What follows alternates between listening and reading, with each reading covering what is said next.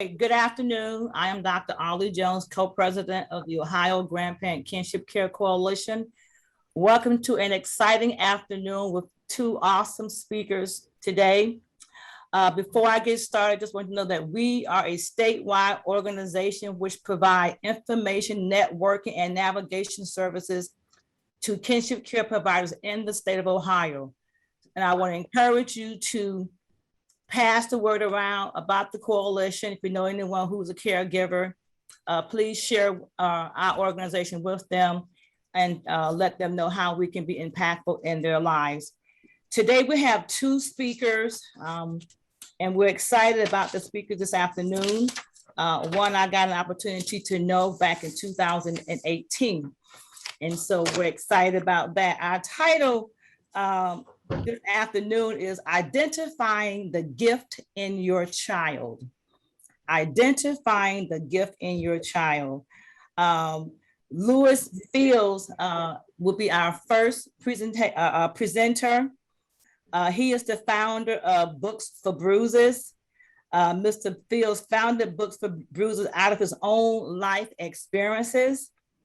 And Books for Bruises promotes healing, learning, and growth for children and family who have been disrupted or impacted by someone, by crime, and about a loved one being incarcerated. We know that when a loved one is incarcerated, most times the entire family is incarcerated. And that includes those children who lose their parents and then have to be reared by a relative or a fictive kin. And he will be talking to you about trauma and his experiences. Then our second speaker behind him will be Jason Williams. He has a program, Get With the Program. He's the founder of Get With the Program. And out of his own experiences, Mr. Williams founded this program to address the lack of pathways and access to STEM field programs for underprivileged children. When I looked at his bio, I was very impressed with some of the things that I read about him. From the age of 7 to 17, his father was not in the home and his mother was incarcerated, initially having 25 years to life. But given those circumstances, there was a 99% chance that his fate will end up in death and incarceration. So he began to look at how he can shift his thinking to shift his life. As he grew and stepped into where he is today, he attended Oberlin College and was the first generation to get a college degree. He has founded several nonprofit organizations over his lifespan, and he's also the current school board president of a local school in the Cleveland area. As you can see, both these young men have a lot of wealth of information and experience behind them. And so we're so excited to have them today.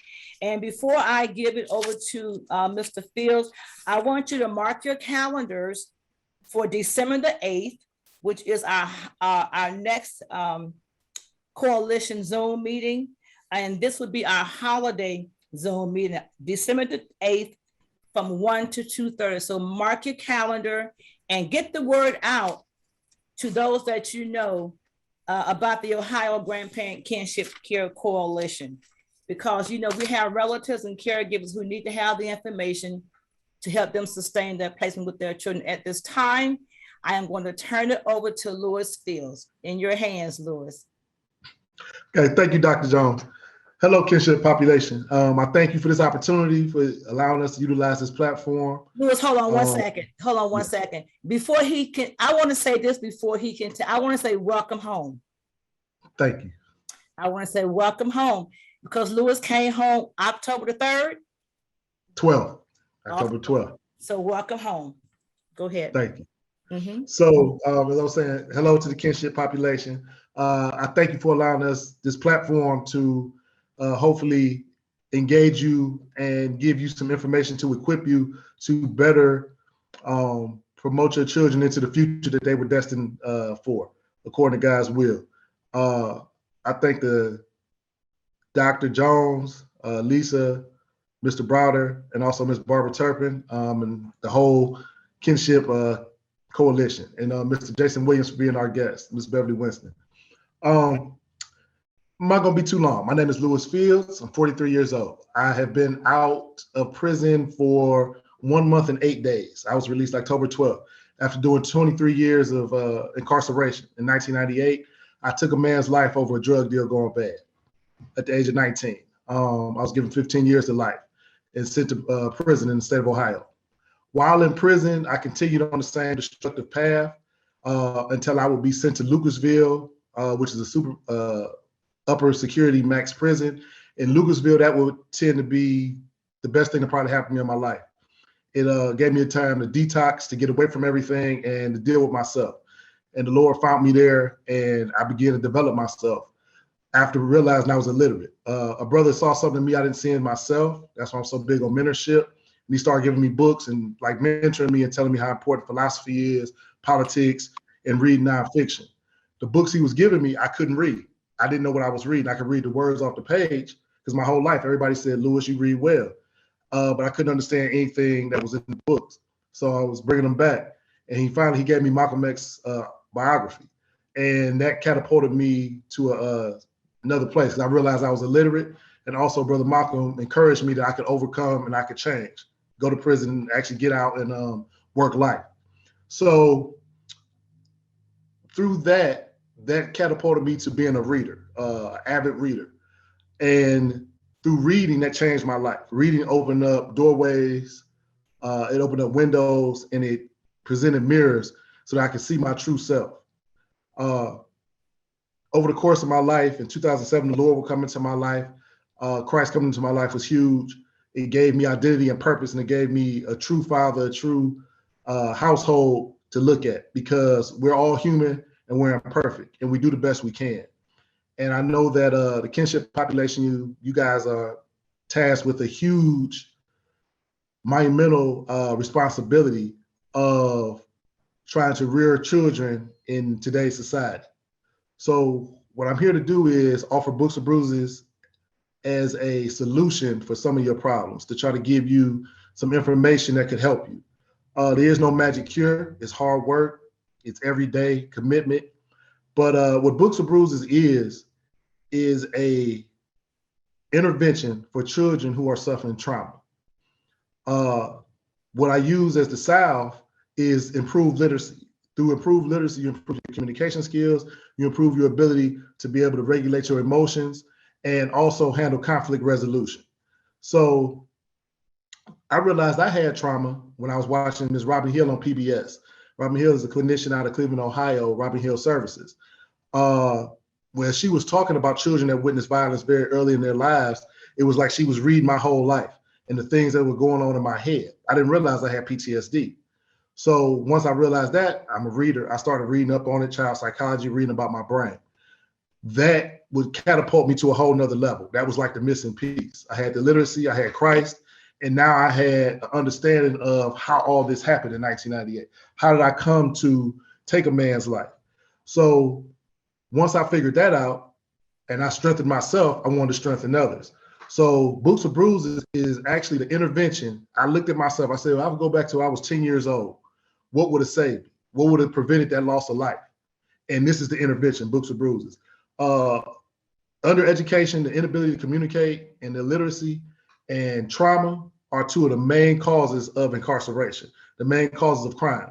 So what Books of Bruises is it's an upstream intervention for children who are at risk for development of childhood PTSD from traumas associated with, but not limited to, parent and guardian loss caused by drug, alcohol addiction, domestic violence, incarceration, mental health diagnosis or undiagnosed mental health, homelessness, and death brought about by violence. The mission of Books of Bruises is improving childhood literacy to prevent crime and violence caused by trauma and developing resiliency, self-reliance, and the problem-solving skills necessary for children to succeed despite their environment and circumstances. So what I've developed is what I call love bags. What are in the bags, everything that is in the love bag has a specific purpose in combating and overcoming, equipping a child to overcome trauma. So I'm gonna spin my computer and show you the tech. I hope you can see it. Can you guys see that? Mhm. Okay, so first we use books. This book here, The Awesome Adventures of Amina Amir. This is a book that Jason Williams wrote. It's an excellent book about coding. Children need to understand what their future is going to be. And through technology, that is one of the keys. The Hog Mollies is a book that we utilize. This book encourages children to talk to their parents concerning their emotions and feelings. The Squirrel Manifesto, this teaches concerning financial literacy, how to save and understanding the proper uses of money and credit. Sometimes I'm Babalu. This is a trauma book, an actual trauma book, which deals with children that have gone through some traumas. These books are for older children and for adults. This mindset book here by Carol Dweck was a life-changing book for me. This teaches that you can always improve, that you were not born a certain way. You were not born dumb, you were not born unable, and that you can always improve through hard work. Allegories. Allegory is a book that tells a story with a principle to it. Og Mandino wrote many books concerning business and principles and values that children need to learn, and this is for our young adults. These are the bags. These are the bags that we give. This is hygiene, and this is candy. The reason why we give the children candy is because we know that sugar affects the brain. So sometimes when you're down, you just need a little sugar. A little sugar can sometimes take you out of a mood and set your brain in another course when you're thinking something negative. Hygiene, because if you look and you smell good, you feel good. It changes the mood, the physical. These are the physical things, how you can change the mental aspects of what's going on in the mind. These are pencils and these are journals.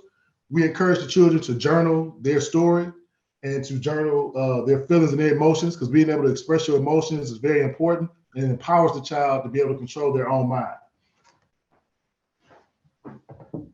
This is the Books of Bruises t-shirt we like to have all the children wearing. It says Books of Bruises. It says learning, overcoming violence every day, which is an acronym for love, because I believe that's the true definition of love, that the more you learn about yourself and your true purpose in life that God has given you, then you can love the world, because we're all interconnected. It also says take the pledge. We have a Books of Bruises pledge that builds up a community so the kids can feel a part of something positive, and also gives them an expectation to handle themselves a certain way in society. And these are the masks for safety during the COVID times. So right now what I'll do is I'll share with you the pledge. The pledge reads as such: I will promote learning, overcoming violence every day. I will practice love in my thinking, my speech, and my actions. I will perfect love within myself, my family, and my community. I will produce love by speaking and acting towards others with kindness. And then the children sign the pledge. Their name says, I, Lewis, pledge my commitment to learning and overcoming violence every day. They sign it at the bottom. And also the guardian signs it. I don't know if you can see that. That's the pledge. And when we do an event, that's what we want to have our bags, and then we'll have a speaker. Now that I'm out, of course, I would be the primary speaker. I have other men that are ready to step up and have backgrounds too, dealing with trauma and how education overcame through education, they overcame their trauma, their disruption in their lives. So what I want to leave the grandparents with, and well, not just the grandparents, the uncles, aunts, sisters, the kinship population, is this. We know that when I break my leg, if your child was to break his leg, you would look after him. You would tell him to take it easy. You would take him to a medical doctor. You would go out of your way to heal that child's physical wounds. Over the course of life, the words and the adversities of life damage our psyche and our ego. And those words go deep down and they become bruises. And who is to heal those bruises? Because we don't see them.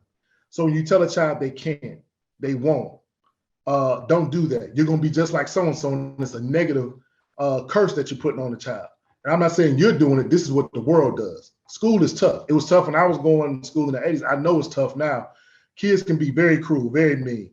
So what Books of Bruises does is we want to build up the psyche and the ego so that a child, through learning, can go into their own world in a book, through literacy and through comprehension, to escape the brutal and harsh realities of society.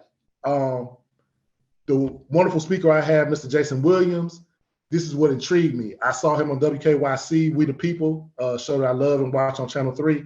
And his story was just overwhelming. He told of how his grandparents would encourage him. He would like take things apart and they would encourage him to rebuild it, put it back together. They didn't tell him, oh, you're bad, get a whooping, go to your room. So, and that catapulted him to great success.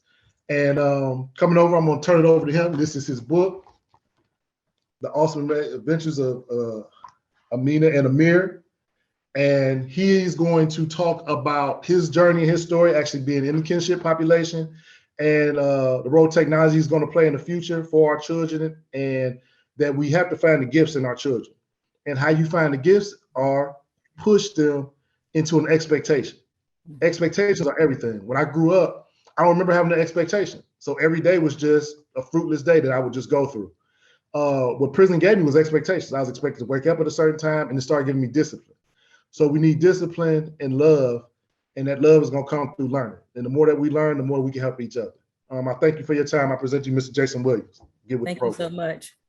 And as he's preparing to come, just keep in mind the children that's in your care, the children that you're providing a home for under the status of kinship care, and think about when you first got them, their behavior and the trauma that they went through, and the difficulties of adjusting in your home as a grandmother, uncle, aunt.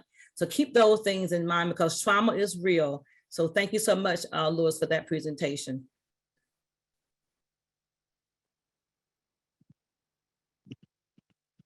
All right, thank you, Louis, Dr. Jones. So yeah, I mean, she did a great job with the introduction. So my name is Jason Williams. I'm the founder of Get With The Program, a nonprofit organization that promotes literacy in science, technology, engineering, and math, or STEM. And I'm also the founder of Brain Engine. Brain Engine is the publishing company that I founded to publish that book series through.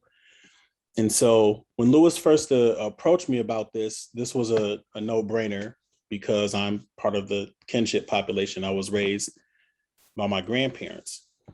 And so at 7 years old, a very unfortunate situation happened with my mother. She was in an abusive relationship, and the guy that she was dating was planning to kill me and my mother.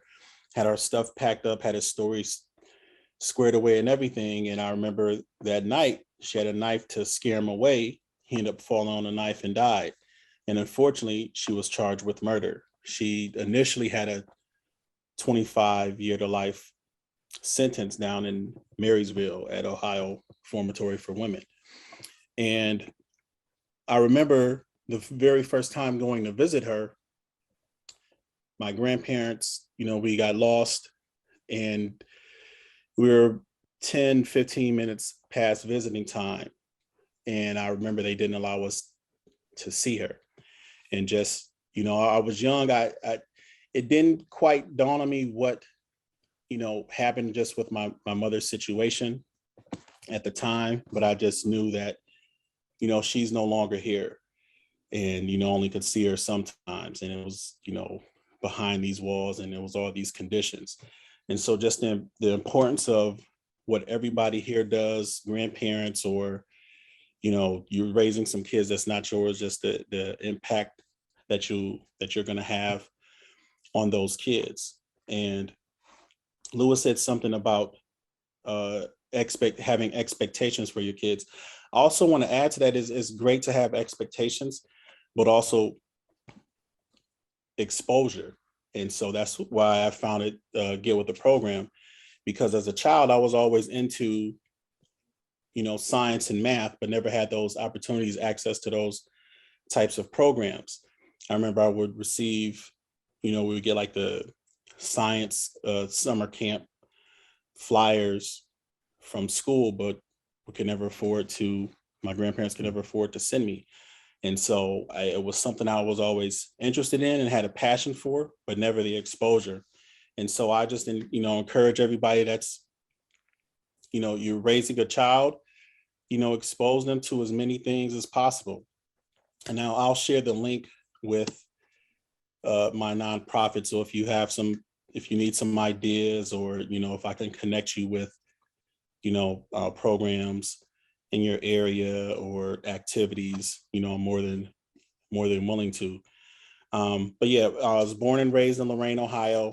I grew up on with the backdrop during the crack cocaine epidemic, and I grew up in one of the most impoverished neighborhoods in Lorain, in the city of Lorain, Ohio, which is demographically one of the poorest cities in the nation.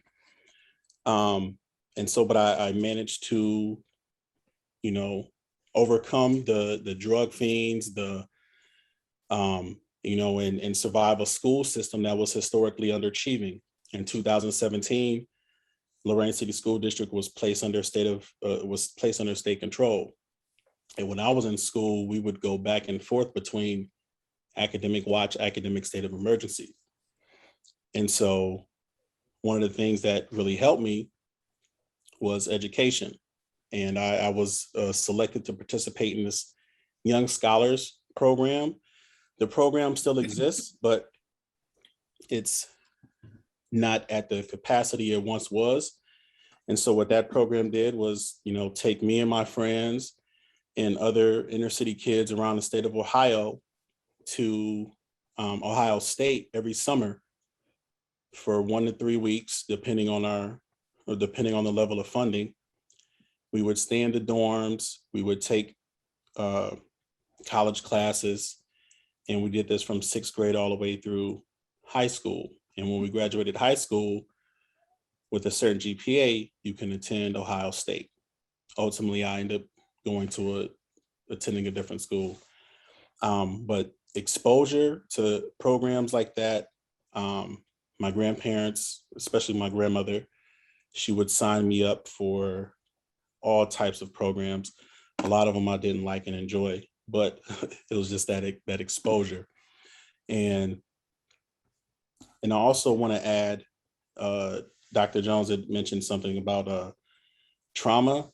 And I know with my situation, having my mother, tragically taken away from me, and, an absent father, therapy should also play a role in just the mental health piece of the kid, because there were things that I didn't realize until I became an adult and a father myself that impacted me. And, when I would say or do certain things, I would ask, like, why am I doing this or responding like this? And so I would definitely, the expectations you have for your child, set high expectations, expose them to, different things, different languages, different, whatever you can, the internet, makes the world very small. And so you can find pretty much anything on there. And even the social media platforms that the kids you're raising are on, there's an educational component to it as well. So search, different things, like especially with STEM education. And, just make sure they're taking care of their mental health. So whether that's through therapy, whether that's through some type of activity that allows an outlet of emotion. So I just, want to encourage, you all who are in the kinship, the community to continue on your path. And again, the expectations, exposure, and mental mind, the mental health of the kids that you're caring for. Because statistically, I'm not even supposed to be alive, let alone I went to, one of the top colleges in the state of Ohio. I was a first generation college student. I'm a responsible family man. I've, started several different businesses. And so for me to be in the position that I'm in statistically, and even there was this professor out of Harvard, he had this, I forget the website, but basically it calculates, giving your zip code based on your zip code and, you know, poverty level and all these other factors. It calculates, you know, the likelihood of rising beyond your situation. And so statistically, not supposed to be here in this position, but because of, you know, my grandparents, my aunts and uncles, other people in the community, you know, I was able to rise above all those things that were supposed to work against me. And so I just have a couple things I was just going to share with you guys. I'll put the links in the chat as well.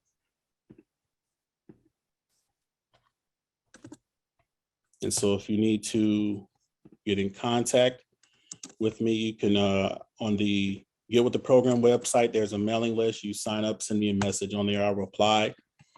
And the other link is a link to the book that I wrote. We're currently developing that into a series. And if I'm able to share the screen. Oh, I'm unable to share the screen, but I put the links in the chat. And so the first one is to Get With The Program. So when you talk about this idea of exposure to science, technology, engineering, and math, this is important because these are where the jobs are. And it's just increasing. You know, recently there's a lot of talk around, you know, this metaverse that is being built in like this virtual world, and people are literally making millions of dollars selling virtual land and virtual products. And it's crazy. It's a lot of stuff going on there. So definitely, again, I, you know, just have high expectations for them, you know, push them, challenge the kids, you know, exposure to different opportunities and out of the box activities and things that promote their mental health. And that's all I have for you guys.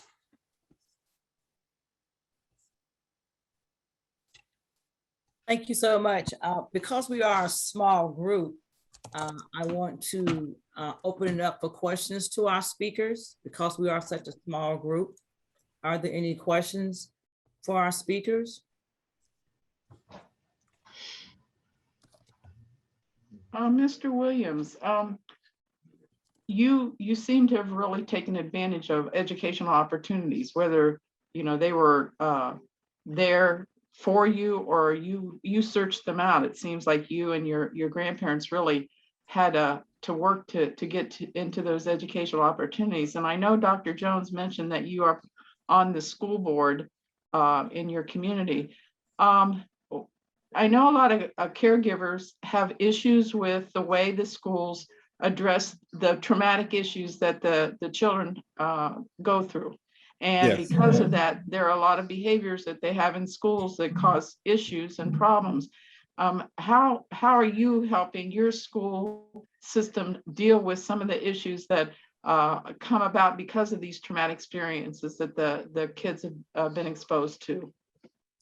Yes. And so, well, one, I definitely relate because, you know, there were incidents where I, you know, acted out and did things in school, and, you know, I would get suspended, in school suspension. I remember they even put me into one of these groups with the quote unquote bad kids. It was like we would meet like weekly or bi-weekly with this therapist. I was the only kid in that group that didn't go to prison. And so they definitely handle it in a poor way. And so some of the things that I've done in my position since being on the school board was one, we had an audit. This was a few years ago. I'm actually finishing up my first term. I did not run for re-election because this was a lot. But we did an audit, a systems audit, and just see what was working well, what wasn't. Out of that audit, we were able to address some issues. And so one of the issues that we found, again, this is about 3 years ago, was that at the high school, Black students, particularly Black males, were disproportionately disciplined and written up for insubordination. That also aligned with a national report that came out showing the same thing. And so we implemented like cultural bias and cultural competency training for the district, and it's something that's ongoing to address these issues. We have this, what is it called? The name slips my mind. Like reconciliation. So basically when students, get in trouble, it's not automatically, you're kicked out of school. There's like some mediation that happens before we get to that point. And also vertical and horizontal alignment of the curriculum, the district curriculum, and as well as introducing authors and recruiting staff that looks like our population. So hiring more Black and brown teachers and administrators in the district. Thank you. What would you encourage the caregivers to do within their own ability to influence the school boards, the local school system where their kids go to school? How do you advise them to try to get some of these things that you're talking about implemented in the schools where where they attend? One, I would definitely say be active, because there are times where, a parent or a caregiver, will email you about an issue they're having or something they notice, but then there's no follow-up. They're not attending the school board meetings. They're not contacting the right people. And if it's something that's, so one, just the follow-up, so contacting the school board, contacting the superintendent, organizing others in the community, because if it's something that, one parent is having an issue with, I'm sure they talk to other parents and it's an ongoing issue. So organizing and reaching out to those people, I would, suggest starting there first. But be a part of the process, attend meetings, as often as possible, ask questions, ask for clarity, because sometimes people throw these different terms around and nobody really knows what they're talking about, but ask for clarity, attend meetings, and anytime you speak or write something, make sure that it's, because these are public meetings, and make sure that it's on record. So you can say like, hey, I have a history, I've asked this question or brought this issue up, nobody has addressed it. And, you do that publicly, people tend to make things happen. Thank you. Are there any other questions for our speakers? Any comments? Mr. Williams, this is Yes. Lisa Horsley. I'm proud to say, or proud to see that you were a part of the TRIO Upward Bound program. I direct the TRIO program, but I deal with adults. Where Okay. you went through the program as a youngster, I deal with adults that need to get a GED or need to or want to further their education. And of course, you already know the program is free. But I wanted you to be aware that after Upward Bound, there is student support services. There is also the Educational Opportunity Center, and we also have a STEM program. So people usually only know about Upward Bound because Upward Bound was one of our first programs. But I just wanted to let you know that I'm glad to see that you are a proud first generation graduate of the Upward Bound program, and TRIO is still out here working and serving. Okay. Where are you based out of? Are you in like the Northeast Ohio area? I'm in Atlanta, Georgia, but I Okay, can so definitely no. put you in contact with a lot of TRIO professionals that could help you on every level, from primary school to middle school to high school through, like I said, to adulthood. My program, we work with adults Okay. that need to get a GED or adults that want to further their education. Okay. So I also, for you and anyone else that wants to reach out, I put my email in the chat. And the reason I asked if you were in this area is because I've recently, I was brought on a project at Lorain County Community College here in Northeast Ohio. And this program is called Success Corps. And I know we're looking to get adults 16 to 24 in this program. And they actually have some, some pretty good programs. These programs are like 16-week programs where they get us a job ready certification. And so there's a lot of stuff around IT and advanced manufacturing stuff where they're getting people jobs. And so that's great. But please reach out. And anybody else that wants to reach out or have questions about anything, I'll put my email in the chat. That's good. Thank you. Are there any other questions or comments for our speaker? Yes, there's someone on the phone that has their hand up. Go ahead and unmute your line and ask your question, please.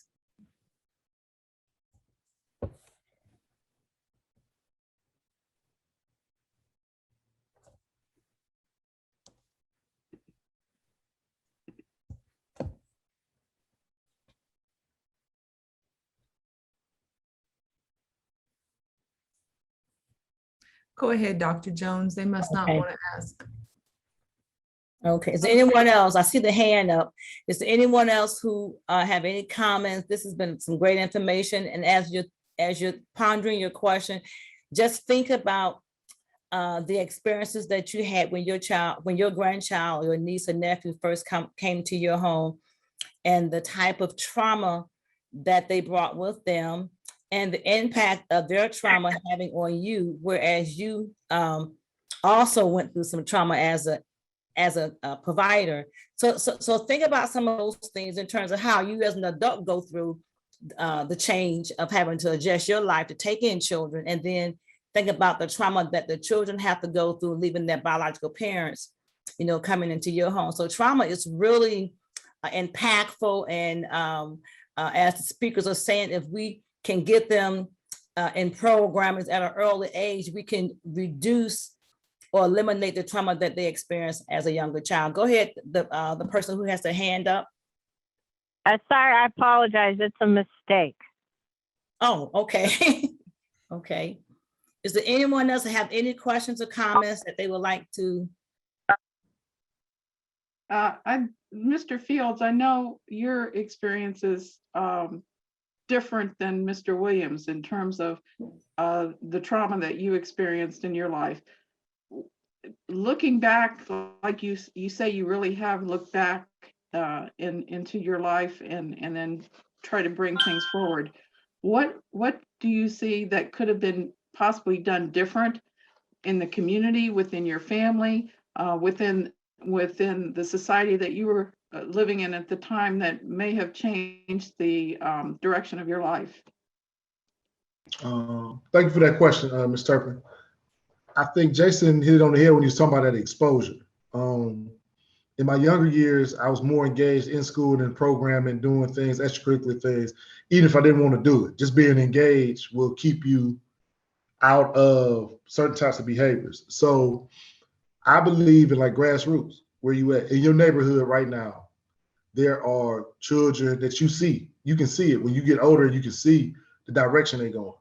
And I just think that versus being afraid of the kids because, their hair is different, they got tattoos on their face, they dressing different, they talk different, to be able to reach out because they're human. And what's making them hard is the world is rejecting them. Mm-hmm. So when you can be inclusive and bring kids together in any setting, they just want to have fun. Children just usually want to have fun. Even when they become teenagers, you see that standoffishness because the world has become so hard to them. The world has rejected them. Nobody likes rejection of any kind. We all want to be included. We want to be a part of a group. So I would say the best thing is don't throw nobody away, because if you'd known me 15, 16 years ago, you'd be like, ain't no hope for him. He ain't going to make it. He's going to get killed. You know, he already killed somebody, he ain't no good. So I know what the Lord did with me, so I know it's possible. So I don't throw nobody away, no matter how bad the case may look. Might have to use some tough love, but just being inclusive and talking to them. When you asked Jason a question earlier, and it triggered something. And I was thinking about conflict resolution, and he was talking about, you asked him about how the grandparents, well, how the kinship population could make a difference in the school. You know, he was saying, get involved, you know, come to the school board meeting and say things in public, because a lot of times your question might not get answered. You've asked it, but it's not getting answered. That's a breakdown in communication. And communication is everything. So no one likes to be challenged, because challenge is part of rejection. And under fire, people don't have the tools, the equipment to be able to handle that. So my point is this: you're dealing with a child. You're dealing with somebody that you already have authority over. So in the course of their life, if you continue to reject their culture, the way they talk, the music they want to listen to, how they want to dress, and they have this continuous rejection from the very system that's supposed to be supporting them, that hurts. Those are the types of bruises that, you know, can destroy someone. It destroys your psyche, it destroys your ability to believe in yourself. So why should I love myself if my music is just some devil music and it ain't no good? Why you talking like that? Why you wearing your clothes like that? And we worried about somebody pulling their pants up, but quite honestly, we need to be worried about where their heart and their mind is. If you sag your pants, I don't care. I don't care what you got on. I'm worried about what's on the inside. So I just think breaking those barriers down through the generations will be helpful to answer your question. Because with that communication, you want that clarity that Jason was talking about. Life is always what you have versus what you want. You will always have this conflict every day of your life. Children don't know that. They're experiencing it just like adults do.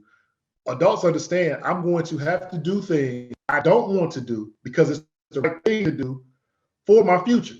Nobody wants to get up, go to work. Nobody wants to get up and start their business. No one wants to get up and do anything. You love to lay around in the bed, watch VH1 or whatever, or stream your favorite movie, and everything be all right. But what you know is, I need money in this economy to be able to handle the adversity of what I want versus what I got.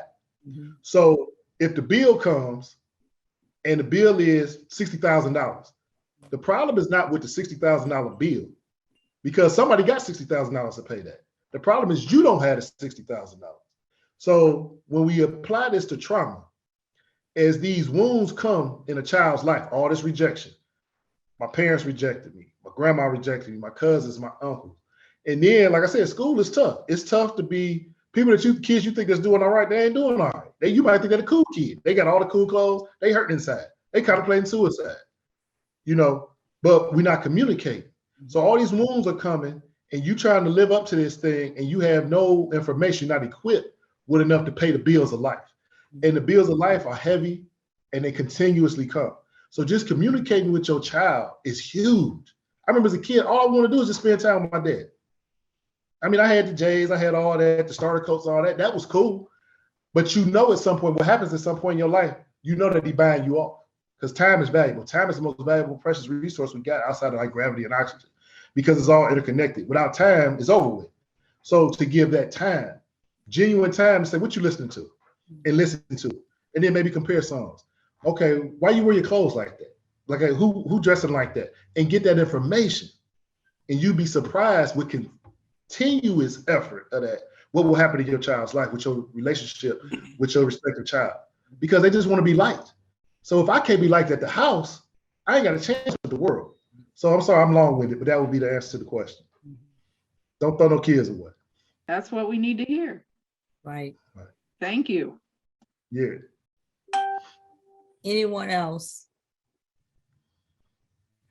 Let me just say, I am so proud of both you young men, and I've gotten to know Louis since 2018. And when I met Louis, he at the time before COVID, I worked within reentry, so we would go into the prison and talk to the inmates about when they come home, what services they can receive. Well, he invited me to come to Grafton and to speak, and he told me he had 50 guys that I would be speaking to. But when I got there, I had 154 guys, not 50, but 154 guys that I had the opportunity for 2 hours to talk to. But Lewis was able to grab hold to what I was saying, and he stayed connected. And so one of the things that you need to know, he had was a 15 years without the possibility of parole. He wasn't even looking at getting out. But you know, one of the things that that makes me so proud of him is that as God put us together to work together, the things that I asked him to do to show that he had changed, and so he did that from 2018. Now, the first time he went up, they turned him down, and as I encourage him, don't get discouraged. You just keep showing them that your mind has changed and that you are a different person. So that's why he was doing all the things. He has impacted the community so much from the inside out over the past 5 years. So this last time he went up, he was granted parole. And so again, I say to him, welcome home. We know that there's nothing impossible with God, but you got to keep trying. And so I just want to encourage him and encourage Jason to keep doing what you're doing, because our young people need young, strong Black men like yourself to speak life to them, because there's so much going on out in the world that they're easily influenced. So I just wanted to commend you both on your level of commitment and impacting into the lives of these young children. Are there any other questions or comments that you have? I don't want to hold the group if there aren't any other comments or questions that you may have. I have a question. Can you hear me? Yes, Tony, go ahead, please. All right. So this is to Lewis. I came on a little late and I'm not sure if I missed it or not, but I know anything that you do, any kind of programs you run, it costs money. So is there somewhere to donate, or is it some kind of a goal you're trying to reach to help with this program to get it off the ground? I know you already been doing it, but since you're out now, is there any place to maybe donate, or do you have a certain amount that you're looking for, or what are you doing to keep this program going? Thanks, Mr. Fleming. Good question. Earlier, I showed the love bags and everything that we put in the bags. The bags are expensive. We've been living off of donations because trauma books are very expensive. Like children reading books we can get, but the trauma books, the older books, the mindset books, that's like $20 a pop, $15 a pop. Creating the shirts and grabbing the hygiene, that's a cost. So what I do have is I've changed my Cash App account. So you can go to Books for Bruises at Cash App. It's just the $ Books for Bruises, all lowercase, all one word. So right now, it's the only donation page I got. Lord willing, after this weekend, I will have a address that you will be able to send books to, or whatever materials that you want, book bags, pencils, pens, taking everything. My goal is by the end of the year to pass 100 of these bags. I've been talking to people in the city of Youngstown, talking to Dr. Jones in Akron, still connected to my connections in Cleveland, been talking to you down in Atlanta, your people, Mary up in Boston with the Boston Child Study Center, to pass out 100 love bags for the holidays. So that would be the goal. Each love bag costs about $55 to produce. So we need about $5,500. So that would be the goal. Yeah. And what you got a deadline for that? Say need to get it done by about what, December 18th, December 20th, to be able to get all the stuff supplied about 18th, December 18th. Okay. So if somebody wants to purchase the love bag to distribute, how do we go about doing that? Contacting you to get things arranged? Yes, we're on Facebook at Books for Bruises, and the email is builders.booksforbruises@gmail.com. You can also contact me at my personal email, which is my name 2019, so LOUISFIELDS 2019@gmail.com. And it ain't that many people. So my phone number is 440-836-2066. Hard to remember sometimes. Okay. Can you also put it in the chat? Can you also type it in the chat? All right, now you know I'm new to all this now. I don't want to click that and go. All right. So hit the chat box and just Don't type. worry about it. Don't worry about it. I get it and make sure that people. You know they got me in Facebook jail already. Well, Dr. Jones, we do have their information on the OGKC website, and I put that website in the chat. Also, to let people know that if you go to our OGKC website, we do have trauma resources out there. We've had several trauma presentations over the last couple of years from people who are in the field. And we've had those recorded, and some of the PowerPoint presentations are out there. So if you go to our website and look under resources, you can find all kinds of things, including trauma, as well as some other topics that you might be interested in. Now, let me say, now the things that's on there about around trauma, Lewis was very instrumental in getting those people out of Boston to do those presentations for us. So again, thank you, Lewis. Any other questions before we let you go? This has been a wealth of great information, and two strong young men who are making an impact in the community. You are to be commended. Any other questions or comments? Just so everybody know, I put his phone number and his Facebook page in the chat. Thank you. Lewis's phone number and the Books for Bruises Facebook in the chat. Awesome. All right. Good looking. Any other questions? If there aren't any other questions or comments? If not, thank you for your time. We will be having our next Zoom meeting on December the 8th. It will be our holiday celebration Zoom meeting. You'll be getting an invite for that, and please feel free to share the information with other individuals who could benefit from being a part of our monthly Zoom meeting. We meet every month with some type of topic. So thank you so much. Thank my team, Ron Browder, who's the board advisor, Bart Turpin, who's our secretary. I think Siobhan is on here as well. Jones, who is our treasurer. And so we want to thank you for your participation and for your commitment. So if there aren't any other questions, we're going to let you go. Thank you so much. You have a safe holiday, and we'll see you in December. Thank you. All right.